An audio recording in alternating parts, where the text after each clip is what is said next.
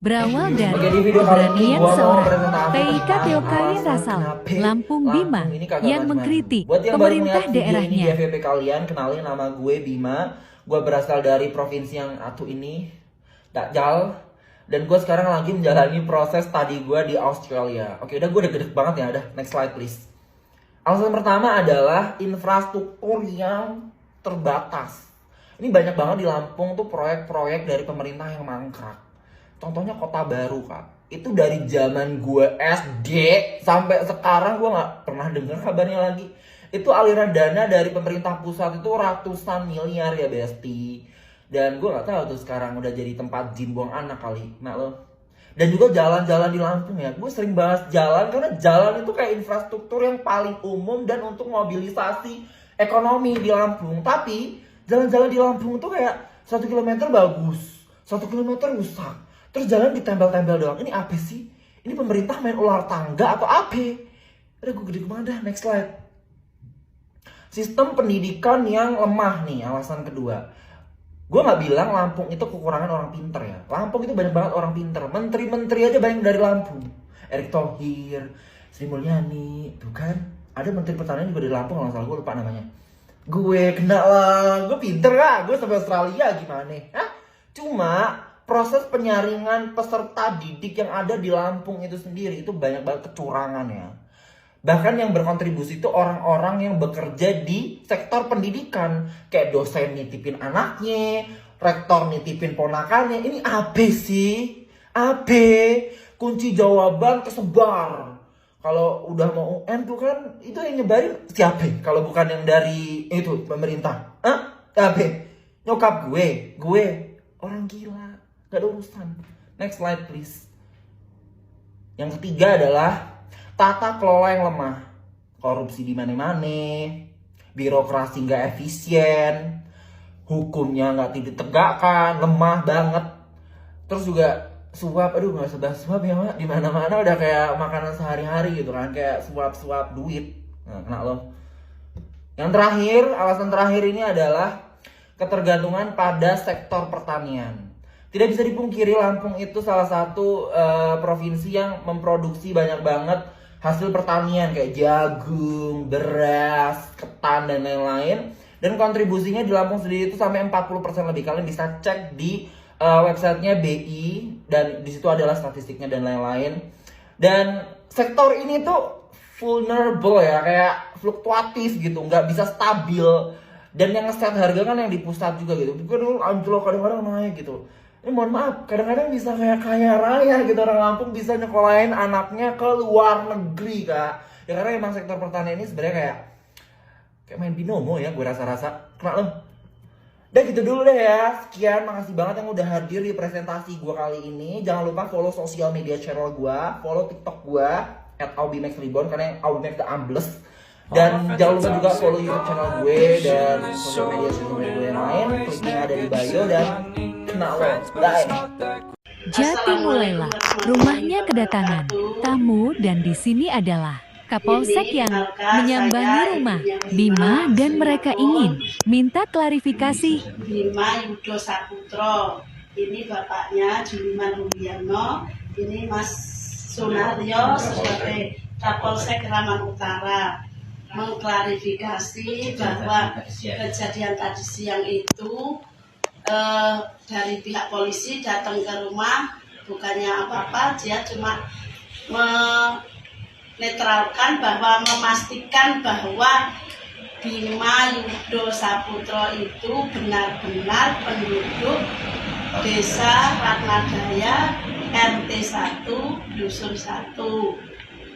Kemudian dari pihak polisi cuma memastikan bahwa Bima itu benar-benar anak dari Bapak Juliman Rumbiono dan saya sebagai ibunya yaitu Sri Ngatun.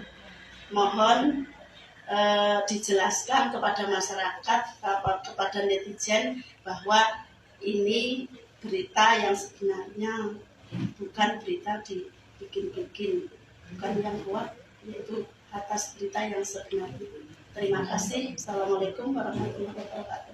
Video klarifikasi ini buat Bima yang lagi studi. Di Australia angkat Ya, bicara. bener banget. Eventually orang tua gue terekspos di sosial media. Sri dan Juli melakukan klarifikasi yang sejujurnya tidak dibutuhkan adanya klarifikasi harusnya. Di sini kan yang melakukan huru hara gue, gak ada urusan sama mereka.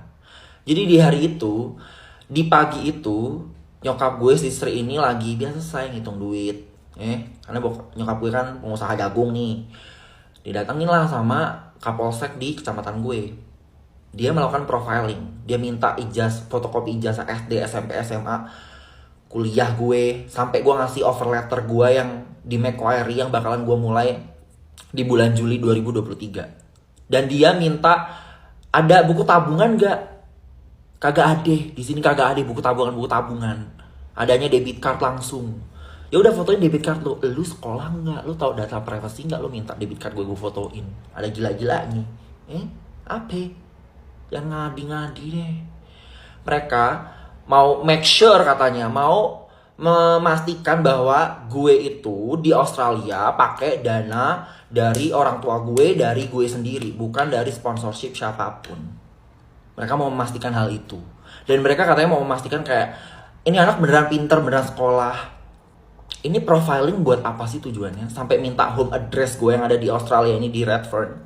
Ini apa sih tujuannya? Gue bukan melakukan kriminal yang sekelas koruptor triliunan gitu, atau gembong narkoba, atau bahkan terorisme. Gue gak melakukan hal itu. Gue hanya mengkritik pemerintah daerah Provinsi Lampung yang anti kritik dan tidak menerima masukan dari masyarakat. Dan Lampung gitu-gitu aja, gak maju-maju. Paham gak sampai sini? Terus kenapa butuh klarifikasi dari orang tua gue?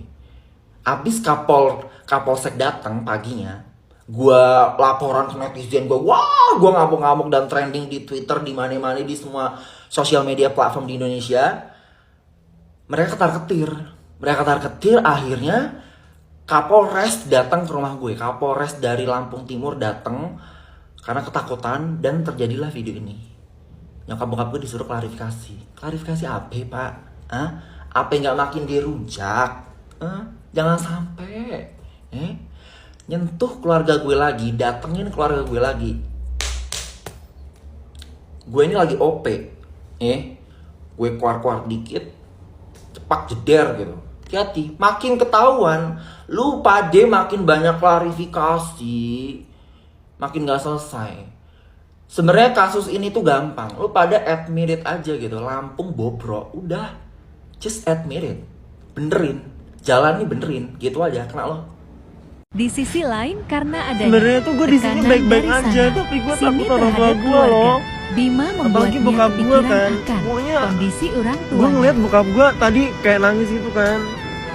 Bokap gue diancem loh. Nyokap gue kayak tenang-tenang aja karena kan dia bakul jagung doang. Cuman kayak, masa kayak gini banget sih. Gue cuma mau ngeritik doang loh. Gue cuma mau ngasih kritikan kalau misalnya gue ngomong dajal nggak bakal viral, goblok. Kalau gue ngeritik baik-baik nggak bakalan viral kayak gitu.